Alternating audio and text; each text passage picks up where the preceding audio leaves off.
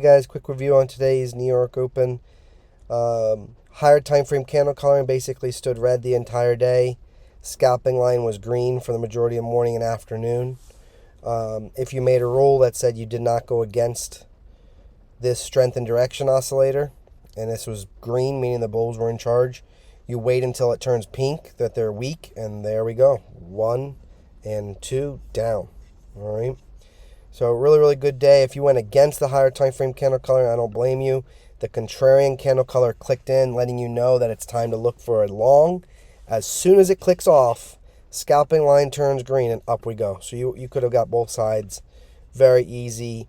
Strength and direction oscillator was strong with the bulls before the open, and you can see how it just started going right back up to that zero line as we got to the open.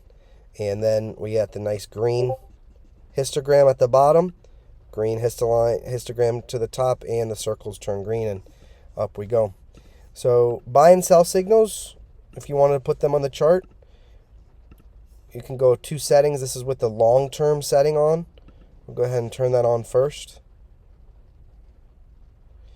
I'm in the parking lot of my kids' gymnastics right now, so my internet's hooked up to my phone, so bear with me for a second. We'll let that load. I just want you to see what the buy and sell signals look like. There we go. So if you did that setting, right, the setting here, slow, long-term 1 with a 2.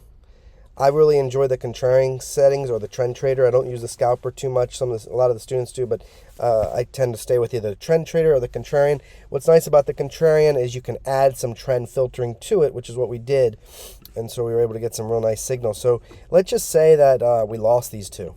Let's just say both of those for some reason somehow cost you 20 points. So you're down 40 points on the day because you were only using sell signals to get in the market, let's say. And then you had 2 signals at work. So the win rate was just 50% today on signals. That's it. But there you go. 300-point drop. This one goes for like 30 points.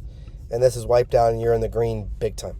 All right. So that's one way you can look at these buys and sells. The other thing you can do is if you want to get more in the current action, you don't want to wait for everything to line up with the higher time frames. We change that one, excuse me. Change that.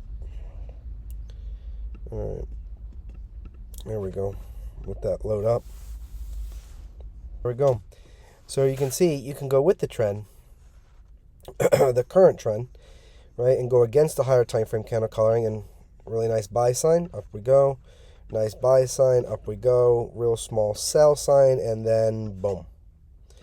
So it's really up to you on how many signals you want to have on your chart, if you're willing to kind of play both sides of the market, you know.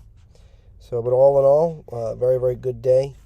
We'll take a quick peek at how Sydney and Tokyo is just going down. This oscillator down here, just letting you know this is ideal still for a short. This is letting you know that there's not a lot of strength in the move, but we are currently in the red and we're heading lower. All right, guys, hope you had a great trading day. Hope you enjoyed the video. Any questions, shoot me a message in Discord, or you can reach me with a support ticket on tradingwithadam.com. Take care. Bye-bye.